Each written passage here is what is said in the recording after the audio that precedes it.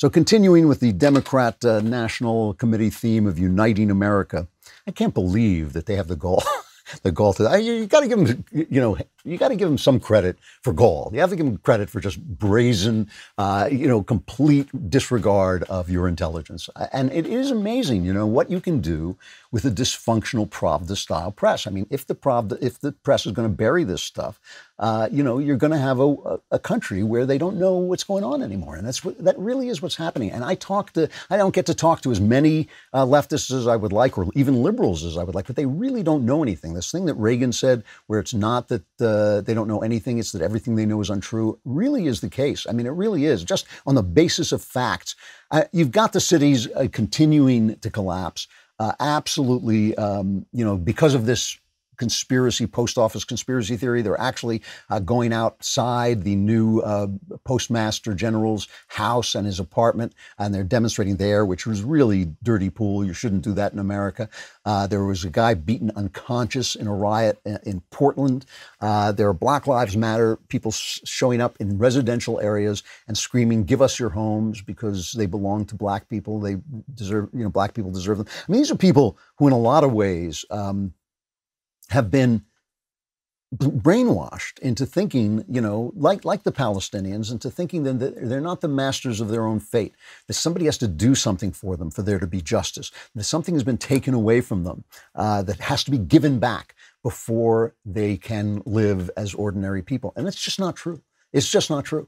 It is true there has been racism in this country. It is true that at one point in my lifetime, the racism was systemic. That is, it was built into the systems of America. That has been purged out, maybe even beyond the point where it's fair to purge it out, where people are being penalized for not towing the line of Black Lives Matter, which I won't. I think Black Lives Matter is a horrible terrorist organization with Marxist, anti-family, anti-American agenda. And they came up with this brilliant, idea of having this slogan that you can't disagree with, because of course all lives matter.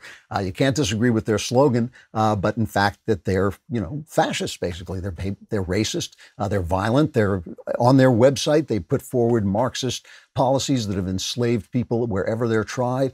They're against the family, which is the one thing that the black community needs more than anything else. Is they need intact families, which have been destroyed by Democrat welfare policies. It's an awful thing. It's an awful thing. And it's not just, look, there are always radicals. There are always people who march. There are always people who commit violence. The terrible thing is the people in the government who are supporting them, and the people in the press as well. The mayor of Seattle saying it's going to be a summer of love. Here is Ayanna Pressley. I mean, this is truly, it should be an impeachable offense. You should be removed from office. Here is one of the, what do they call them, the squad in Congress. Here's what she had to say about this. This is as much about public outcry and organizing and mobilizing and applying pressure so that this GOP-led Senate and that these governors that continue to carry water for this administration, putting the American peoples in harm's way, turning a deaf ear to the needs of our families and our communities, hold them accountable.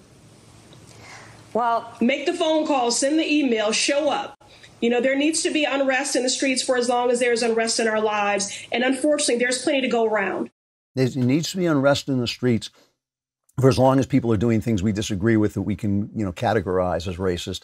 Obviously, it's all nonsense, but it's just, you can be a revolutionary or you can be a congresswoman, but I don't think you should be both. I think if you are paid money by the taxpayers to govern this country, that telling people to go out into the streets and riot and create unrest is really not your job, and it is the opposite of your job. Your first job is protecting people's homes. But again, I was talking about this last week. They don't consider the country to be built of normal people. They consider the country only to be there to serve the outliers, the people that they think are oppressed, the people who are living in the streets, the people who think that they can do something by rioting instead of saying, marrying the people who have their babies, or getting an education, or making sure their kids get an education. I mean, every time, I'm sorry, but every time people say to me, what are you doing for me? My question is, what are you doing for you?